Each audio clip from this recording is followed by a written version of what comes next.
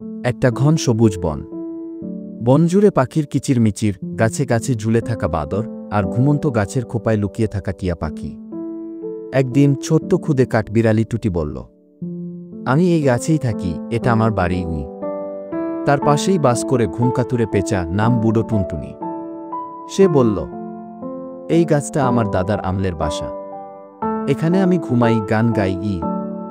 একদিন সকালে হঠাৎ বনজুড়ে গুঞ্জন, লোকজন আসছে গাছ কাটতে।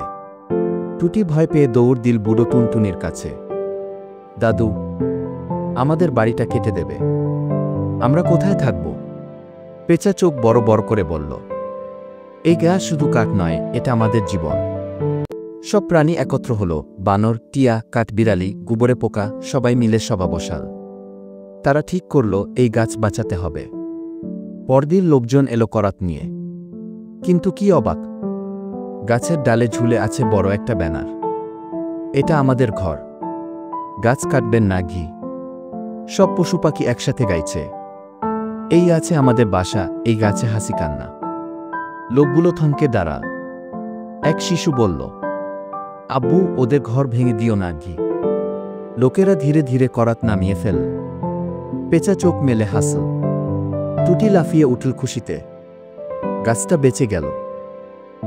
আবার গাছে ফিরল কিচিরমিচির, ঝুমঝুমি আর শান্তির নিঃশ্বাস। প্রকৃতির ঘর রক্ষা করি, সবাই মিলে ভালোবাসি।